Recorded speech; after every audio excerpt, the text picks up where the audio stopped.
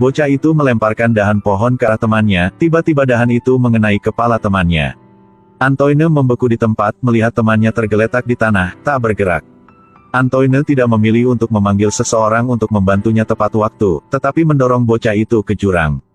Kemudian Antoine kembali ke rumah dengan gelisah. Dia menemukan bahwa jaketnya robek oleh cabang pohon. Tiba-tiba bel pintu berbunyi. Ternyata ibu anak laki-laki lain mulai mencarinya. Dia bertanya kepada Antoine apakah dia telah melihat putranya. Antoine menjadi pucat dan menggelengkan kepalanya.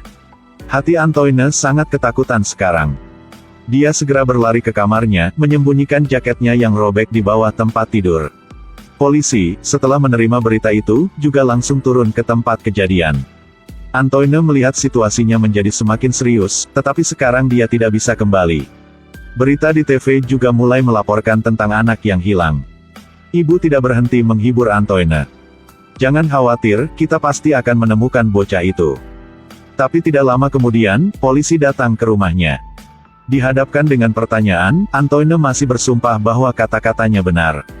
Dia berhasil menipu polisi dengan kemampuan aktingnya yang sempurna. Tanpa pilihan lain, polisi hanya bisa memanggil orang-orang di kota untuk mulai mencari bocah itu. Antoine juga menyelinap di belakang. Dia diam-diam mengamati setiap gerakan semua orang. Dia hanya takut tubuh temannya akan ditemukan oleh semua orang. Pada saat ini, tiba-tiba seseorang berteriak keras. "Sisi ini. Aku menemukan sesuatu." Ternyata itu hanya sarung tangan yang dibuang. Semua orang hanya harus terus mencari. Tapi mereka mencari sepanjang hari dan masih tidak bisa menemukan petunjuk apapun. Sekarang rasa takut itu perlahan berkurang. Semangat Antoine benar-benar hancur. Dia harus minum obat penenang setiap hari. Pada saat ini, dia menemukan bahwa jaket bulu robek yang tersembunyi di bawah tempat tidur telah menghilang tanpa meninggal jejak. Antoine diam-diam berjalan keluar kamar, melihat ibunya dengan setia menjahit jaketnya. Jelas bahwa ibunya telah menebak sebagian dari kebenaran. Tapi sebagai seorang ibu, dia tidak bisa mengungkapkan kebohongan putranya. Pada tengah malam, langit mulai badai. Guntur bergemuruh di luar. Antoine terbangun oleh suara keras dan bergegas keluar dari kamar. Ibunya juga berlari keluar kamar pada saat yang bersamaan. Dia berlari ke pintu dan membukanya. Begitu pintu terbuka, dia terkejut menemukan bahwa jalan di luar telah berubah menjadi sungai yang mengalir deras. Antoine melihat pemandangan menakutkan di luar dan segera menutup pintu. Dia berbalik untuk pergi ke arah ibunya, menukik langsung ke pangkuannya. Keduanya saling berpelukan erat. Pada saat inilah cabang pohon besar tiba-tiba jatuh ke dalam rumah dan menabrak ibu, menyebabkan ibunya pingsan. Antoine berlutut untuk melihat ibunya, ingin membangunkannya. Tapi ibunya tetap tidak bergerak. Saat ini, air hujan terus mengalir melalui celah-celah di pintu. Antoine melebarkan matanya pada apa yang terjadi di depannya. Sebelum dia bisa bereaksi, air hujan menerobos pintu dan mengalir ke dalam rumah. Antoine segera menarik ibu ke tempat yang lebih tinggi. Hujan deras membuat ibu terbangun. Dia memeluk putranya dengan erat, menyaksikan barang-barang di rumah hanyut bersama air. Dan jaket anak laki-laki malang itu juga mengambang di atas air. Setelah malam yang penuh badai, tidak ada seorang pun di jalan. Kerusakan terbesar terutama kerusakan mobil, pohon tumbang dan rumah hancur. Pemandangan seluruh area terlihat sangat menyedihkan. Menurut laporan berita, ini adalah kemarahan alam terbesar belakangan ini. Korban tewas lebih dari 100 orang, kerusakan properti lebih dari 100 juta dolar.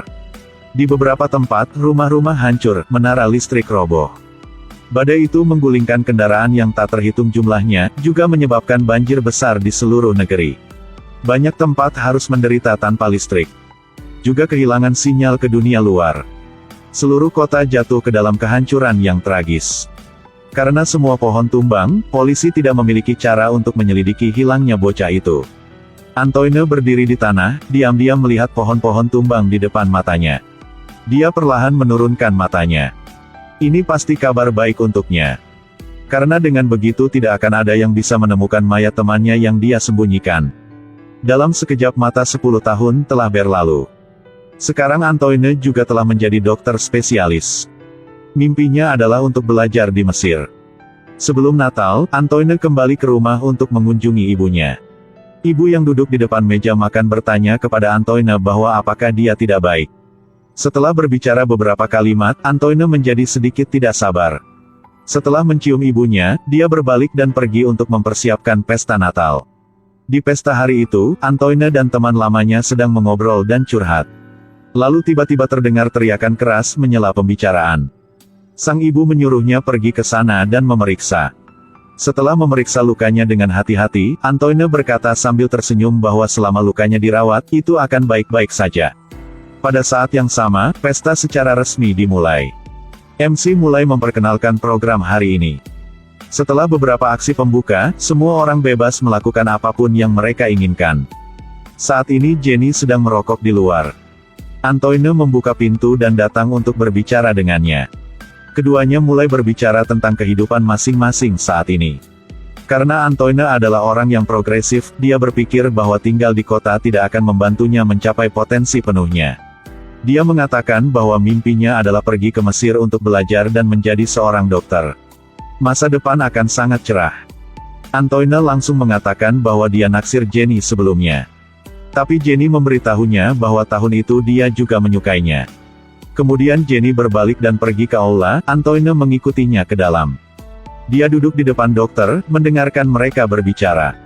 Pada saat ini, semua orang berbicara tentang klinik dokter, mengatakan bahwa kalau kliniknya memberikannya secara gratis, tidak ada yang membutuhkannya. Dokter segera menatap Antoine dan ingin menjual klinik itu dengan harga murah.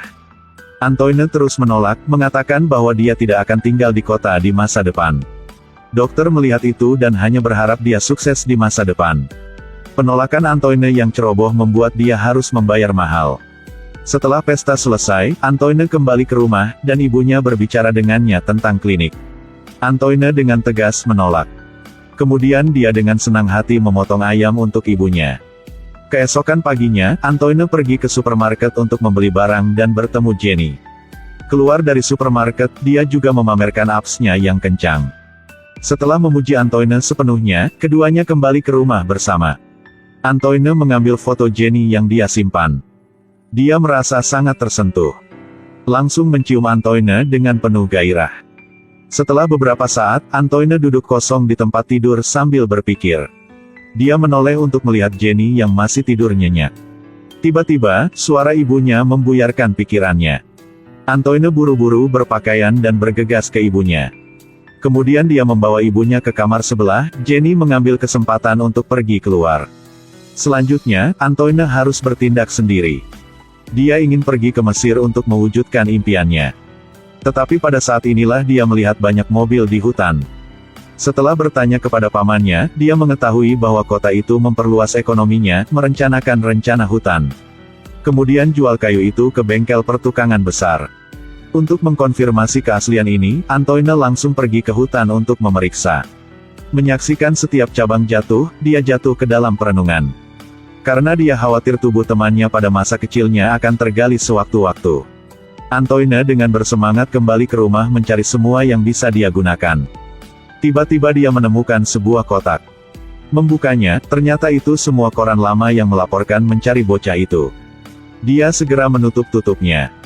Kemudian Antoine pergi ke sisi ibunya, memeluknya, mengucapkan selamat tinggal sementara. Malam itu, Antoine mengambil peralatannya dan pergi sendirian ke hutan di gunung. Dia berencana untuk menemukan tubuh temannya dan kemudian diam-diam membawanya ke tempat lain. Antoine menyalakan senter, memasuki tempat yang tidak akan pernah dia lupakan dalam hidupnya. Antoine melihat tubuh itu, tetapi untuk waktu yang lama masih tidak bisa menggalinya. Saat dia mencoba lagi, seorang pekerja mendengar suara dan berjalan ke arahnya, yang membuatnya takut dan segera berlari pulang. Keesokan harinya, Antoine bangun, minum pil obat penenang biasa. Dia akan sarapan ketika dia mendengar isak tangis ibunya. Dia segera berlari ke sisi ibunya. Tapi dari neneknya, dia mengetahui bahwa mayat temannya telah digali. Antoine tidak mengatakan sepatah kata pun, diam-diam memeluknya dalam pelukannya. Pada saat yang sama, kantor kejaksaan menerbitkan hasil otopsi. Mereka mengatakan di tubuh anak laki-laki itu ditemukan rambut yang aneh. Yang menurut hasil DNA, rambut itu milik pria kulit putih. Selain itu, setelah membandingkan DNA, mereka mampu membantah kecurigaan tersangka dari hari sebelumnya. Ayah anak laki-laki itu sangat marah, berteriak dengan marah. Dia menyarankan melakukan tes DNA pada semua warga kota, sehingga menemukan pelakunya. Tetapi jaksa mengatakan bahwa pembunuhnya bukan hanya orang di kota, itu juga bisa menjadi orang luar. Jadi menyangkal pendapatnya. Kemudian mereka menyatakan persidangan berakhir. Sekarang, kecemasan di hati Antoine juga lega untuk sementara. Jenny tiba-tiba datang kepadanya dan mengatakan kepadanya bahwa dia yakin bahwa dia hamil. Tapi Antoine tidak percaya, menegaskan bahwa anak itu bukan anaknya. Tanpa diduga Jenny tidak ingin aborsi, dia ingin menikah dengannya. Antoine menggunakan alasan bahwa dia perlu belajar di luar negeri untuk menolak menikah. Jenny ingin membuktikan bahwa anak ini adalah miliknya, meminta tes DNA. Mendengar tentang tes DNA, Antoine takut, jadi dia hanya setuju untuk menikahinya. Tepat pada saat kehidupan Antoine berada dalam kekacauan, dokter tiba-tiba datang ke rumah untuk menemukannya. Dia mengatakan dia bersimpati dengan keluarga anak laki-laki yang terbunuh itu. Putra mereka dibunuh oleh orang lain tetapi mereka tidak pernah tahu siapa pembunuhnya. Dia merasa sangat kejam, jadi dia duduk di sebelahnya, lalu berbicara tentang 15 tahun yang lalu. Besok aku akan berpura-pura tidak tahu apa-apa. Dokter itu sangat gigih, bahkan mengatakan bahwa dia akan mengirim surat ke pengadilan kota. Setelah dia mengucapkan kata-kata ini, Antoine tahu bahwa dokter tahu semua rahasianya. Setelah dokter mengatakan itu, dia mendorong pintu terbuka dan pergi. Dan Antoine, karena dia ingin menghentikan dokter, pergi ke rumahnya dan berkata dia akan membeli klinik dengan harga tinggi. Tapi nasib buruk tidak berhenti di situ. Bertahun-tahun kemudian, Antoine menjadi terapis utama di klinik itu. Hari itu, dia pergi ke rumah sakit dan menemukan bahwa pasien adalah tersangka tahun itu. Dia menemukan Antoine, menceritakan tujuan sebenarnya datang ke sini. Dia memberitahu Antoine bahwa dia dan ibunya telah lama jatuh cinta, jadi dia bertindak seolah-olah tidak ada yang terjadi. Dia memberi Antoine surat. Dalam surat itu adalah jam tangan yang jatuh ketika dia mendorong temannya ke bawah jurang. Pria itu kemudian berbalik dan pergi. Setelah mengucapkan selamat tinggal kepada ibu Antoine, dia masuk ke mobil dan meninggalkan tempat ini. Antoine tidak perlu khawatir lagi. Tetapi apakah dia benar-benar tidak perlu khawatir atau malu? Tidak ada yang bisa tahu. Dalam sekejap mata, ini Natal tahun depan. Dia dan keluarga Jenny dengan senang hati merayakan Natal. Pada saat ini, Jenny, saudara perempuan temannya yang meninggal menjadi istrinya. Orang tua anak laki-laki itu juga menjadi orang tuanya. Dan mimpinya juga karena anak laki-laki itu yang tidak akan bisa dia penuhi seumur hidupnya. Sejak itu dia dikurung di kota ini, seperti berakting dalam drama. Mungkin Antoine tidak dihukum oleh hukum. Tetapi karena tindakan 3 hari yang singkat tahun itu, dia tidak bisa menghilangkan rasa bersalahnya selama sisa hidupnya. Sama seperti judul film ini, 3 Days and One Life. Kesalahan yang pernah kamu lakukan, mungkin akan membuatmu menyesal seumur hidup. Itu juga merupakan dosa yang tidak dapat kita ubah atau perbaiki dalam hidup ini. Selamanya akan membekas di hati, menjadi obsesi bahkan menjadi beban psikologis. Manusia memang tidak sempurna, tapi kita bisa mengendalikan diri untuk meminimalisir kesalahan yang akan kita lakukan. Agar tidak menyesal di kemudian hari. Hidup itu seperti permainan yang tidak pernah berakhir, untuk waktu yang singkat, meskipun tidak mungkin untuk memprediksi apa yang akan terjadi. Tapi yang bisa kita lakukan adalah menjalani yang terbaik yang kita bisa.